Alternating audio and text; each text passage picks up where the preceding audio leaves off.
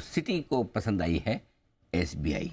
क्यों, क्या वजह है? रिपोर्ट उन्होंने जो दी है उसकी खास बातें जान लीजिए, समझ लीजिए। नेहा हमारे साथ है बताने के लिए। नेहा बताइए क्यों पसंद आया है सिटी को एसबीआई? सर पहले तो एसबीआई की आज हम सुबह से ही बात कर रहे थे। जो टर्न अराउंड आया था वो एसबीआई के बाद ही हमने बैंक निफ्टी में बनता देखा था।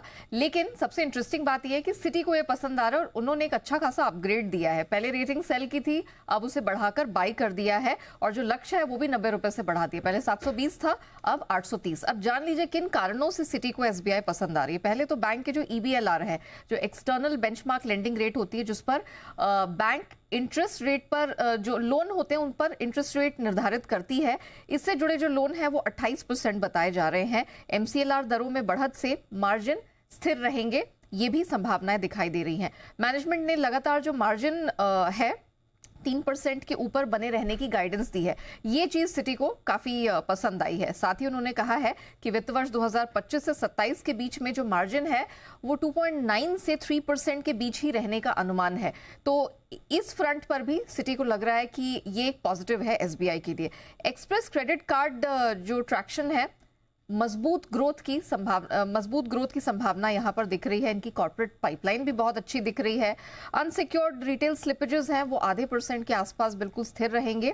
और एनबीएफसी के जो रिस्क वेट के नियमों में नरमी है उससे सीईटी कॉमन इक्विटी टियर 1 ये 25 से 30 बेसिस पॉइंट्स यहां पर सुधार का अनुमान है। सीईटी 1 एक ऐसा रेशियो है जिससे बैंक की फाइनेंशियल स्ट्रेस झेलने की कितनी क्षमता है उसका पता चलता है। तो ये एक इंपॉर्टेंट टूल है जो निवेशक देखते हैं बैंक को समझने में, परखने में, और यहाँ पर भी सुधार के अनुमान है। तो ये सारे फैक्टर्स है। वैल्यूएशंस भी सस्ते लग रहे हैं। तो इन सब कारणों के चलते सिटी काफी पॉजिटिव हो रहा है एसबीआई पे। अपग्रेड्स भी दिए हैं और टारगेट्स भी बढ़ाए हैं। बिल्कुल। तो एसबीआई में यहाँ पर डबल अपग्रेड आते हुए दिखाई दे रहे हैं। मार्जिन पर आगे फोकस रहेगा, एसेट क्वालिटी पर फोकस रहेगा, एंड ऑफ कोर्स ये जो रिस्क वेट की खबर आई थी वो भी यहाँ पर एसबीआई के लिए पॉजिटिव बताई जा रही है।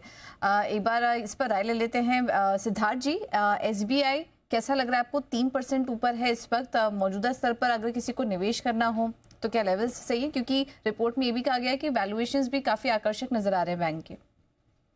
देखिए पूजा, जो करंट करेक्शन हमने देखा यहाँ पे डेफिनेटली रिस्क रिवॉर्ड फेवरेबल बन जाता है। अगर आप देखें जो क्वार्टरली नतीजे कंसिस्टेंटली स्ट्रॉन्ग नतीजे आए, Q3 में भी हमने देखा अच्छे नंबर्स आए, प्रोविजंस कम हुए, निम्स में हम आगे चलकर अभी एक्सपेक्ट कर रहे हैं कि थोड़ा सा इम्प्रूवमेंट हो।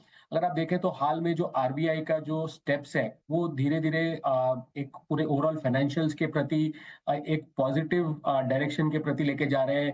उन्होंने लिक्विडिटी बढ़ाई, ओएमओ के थ्रू इंटरेस्ट रेट कम किया, जो रिस्क वेटेज कम कर रहे हैं, इससे भी लिक्विडिटी और कॉस्ट ऑफ ऑपरेशंस काफी कम होंगे। तो हमें लगता है कि इससे स्पेशली पब्लिक सेक्टर बैंक्स में और एनबीएफसीज में काफी ग्रोथ देखने को मिलेगा। तो वैल्यूएशन कंफर्टेबल है, मार्केट लीडर है, तो डेफिनेटली हमें ये स्टॉक काफी पसंद आता है। हमें लगता है कंसिस्टेंटली यहाँ पे 12-13% अर्निंग्स ग्रोथ देखने को मिलेगा। तो रिकमेंडेशन हमारा बाय है और टारगेट प्राइस 900।